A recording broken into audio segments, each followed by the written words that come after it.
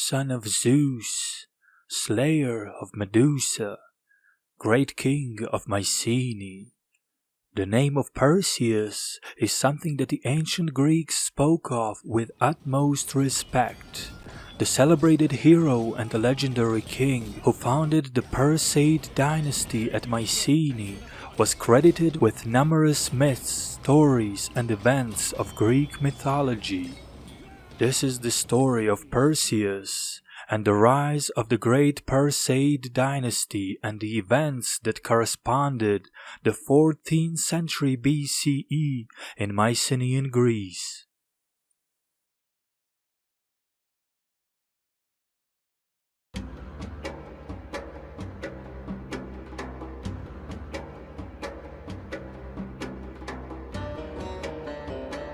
WanaxTV is a channel that walks you through the history of the Achaeans, from the early Greek Bronze Age settlements through their expansion, conflicts with the Minoan Crete, the Hittite Empire, the legendary Trojan War, and the great events of the Heroic Age, all the way through to the classical Greece, the Achaean League, and the wars against the Roman Republic.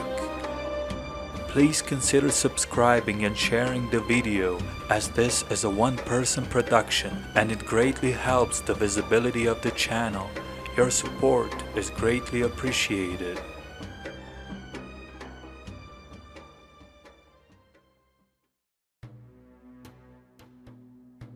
14th century BCE, like most of the Bronze Age, is wrapped with myths and legends told by the generations of Greeks about their great ancestors.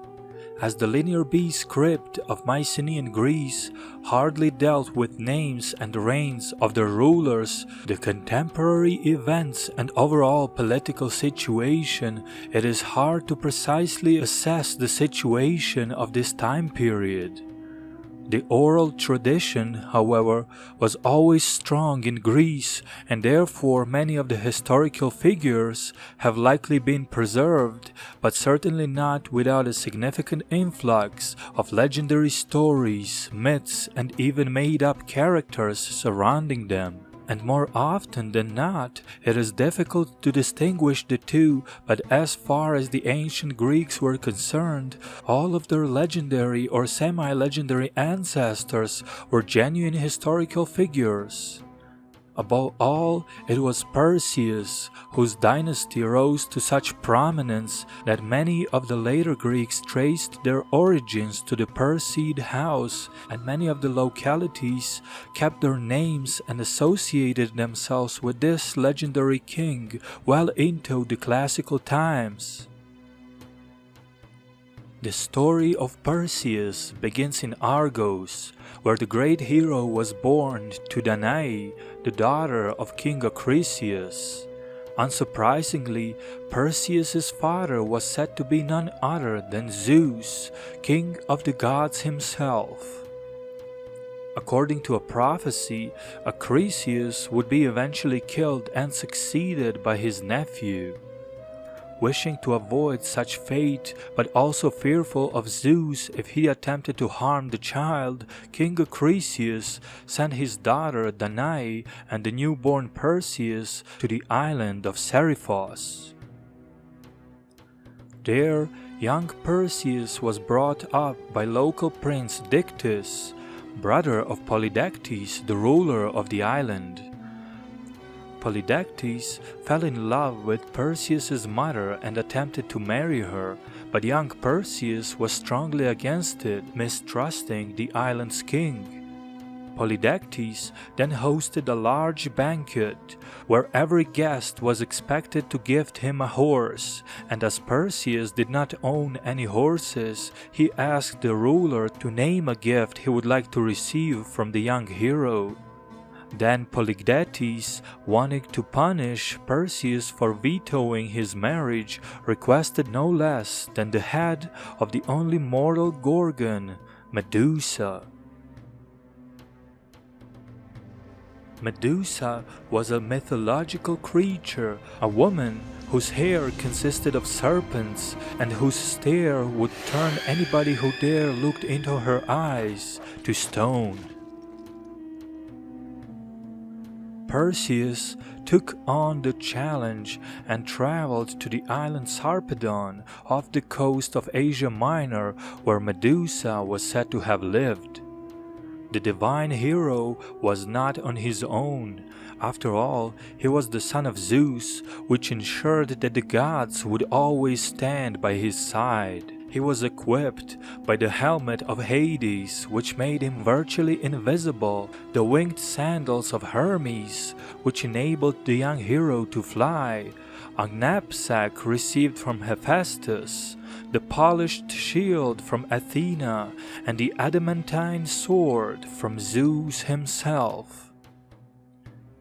Upon landing on island Sarpedon, Perseus marched straight to Medusa's quarters to meet the monster. Although many before him had failed, leaving bodies turned to stone all over the place, the young prince proved to be superior to his predecessors. Perseus did not look into Medusa's eyes, but used his polished shield as a mirror to locate the creature. When he got close enough, a strike from adamantine sword was directed towards Medusa, separating the head from her body. On his way back, Perseus first traveled to the mythical land of Ethiopia, where he rescued Princess Andromeda from a sea monster Katos and claimed the beautiful princess in marriage.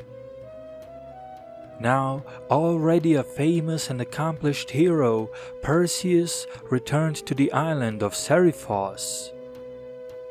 There, he found out that his mother was attempting to take refuge for Polydectes, who was making advances towards her despite the earlier veto of Perseus.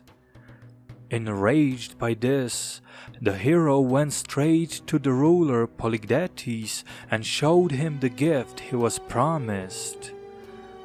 Upon seeing the head of Medusa, Polydectes was no more, being immediately turned to stone.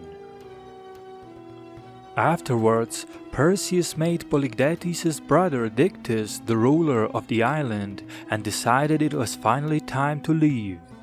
Before going to Argos, Perseus went to Iolis and took participation in either an athletic event or funeral games organized by a local ruler, Teutamides, for his fallen son. Many of the distinguished figures from throughout Greece either took part or attended this event. Among them was King Acrisius himself. One story has it that the event was a discus throw, while another mentions a javelin or a metal item.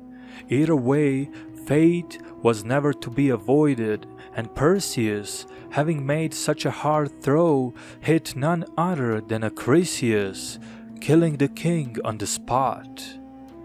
As the oracles confirmed the interpretation, and nobody willing to defy now the most powerful champion in all of Greece, Perseus went to Argolis, where he was to be crowned the new king.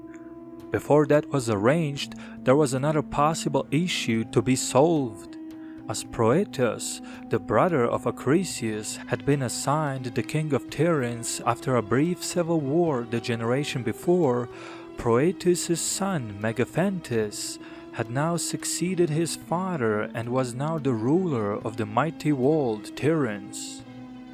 In order to avoid a possible conflict or a dispute to the throne, the Argive throne settlement was reached.